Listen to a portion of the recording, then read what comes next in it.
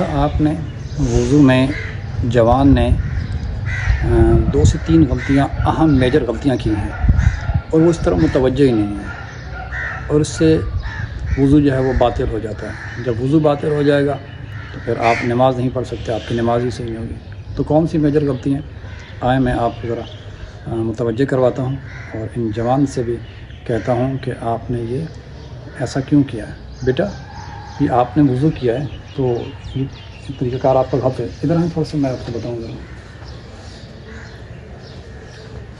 آپ نے جو ہے نا وہ وضو کے اندر 2-3 غلطیاں کی ہیں، ٹھیک ہے، اس کی ذرا تھوڑا سا توجہ کریں، آپ بھی توجہ کریں ذرا۔ انہوں نے کیا کیا، وضو کر رہے ہیں، اب وضو میں سب سے پہلے تو یہ ہے کہ انہوں نے پاؤں دھوئے۔ آپ نے وضو کی نیت سے پاؤں دھوئے تھے، ہاں دیکھا نا، انہوں نے وضو کی نیت سے ہی پاؤں دھوئے ہیں۔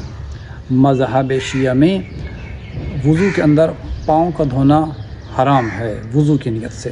ہاں آپ سمجھتے ہیں کہ آپ کے پاؤں جو ہے وہ نجس ہیں یا مٹی وغیرہ لگی ہوئی ہے، آپ دھونا چاہتے تو آپ عام حالات کی طرح جو ہے انہیں دھو لیں، ٹھیک ہے، پھر اس کے بعد اسے خشک کر لیں، کیونکہ جب آپ نے مسح کرنا ہے تو آپ کے پاؤں خشک ہونے چاہیے۔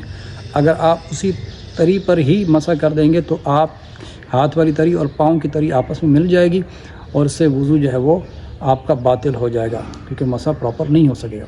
اور اس کے بعد ایک اور انہوں نے وہ میجر غلطی کی ہے کہ جب انہوں نے سر پہ مسح کیا، چہرہ جب دھویا تھا انہوں نے، تو ان کی یہ جگہ جو ہے وہ تر ہو جاتی ہے، بال اکثر جو ہے وہ گیلے ہو جاتے ہیں۔ تو اب انہوں نے کیا کیا، آپ نے دیکھا ہوگا کہ وضو میں انہوں نے جب مسح کیا تو اپنے ہاتھوں کو جو ہے وہ بالکل یہاں تک آگے تک لے کر آ گئے۔ ہاتھ کی جو تری تھی اور یہاں پہ جو تری تھی چہرہ دھوتے وقت جو لگی تھی، یہ آپس میں ٹکرا گئی۔ جب یہ ٹکرا گئی تو اب نتیجہ کیا ہوا کہ ان کا مسح باطل ہو گیا، کیونکہ یہ تری ایکسٹرا ان کے ہاتھ میں آ گئی۔ اب یہ پاؤں پر جب مسح کریں گے تو وہ مسح درست نہیں ہوگا۔ تو یہ ان کی ایک اور جو ہے وہ میجر غلطی تھی۔ تو جب مسح درست نہیں ہوگا تو پھر یقیناً جو ہے وضو صحیح نہیں ہوگا، جب وضو صحیح نہیں ہوگا تو پھر نماز بھی صحیح نہیں ہوگی۔ تو ان چیزوں کا خیال رکھنا انتہائی ضروری ہے۔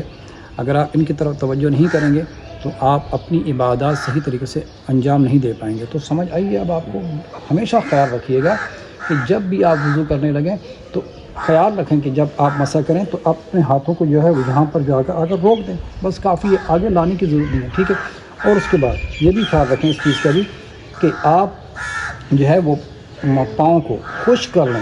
یاد رکھیں کہ وضو کی نیت سے آپ نے پاؤں نہیں دھونے، ٹھیک ہے۔ اب ویسے آپ حالات میں اگر دھونا چاہتے تو آپ دھو لیں، لیکن وضو کی نیت سے نہیں دھوئیں گے۔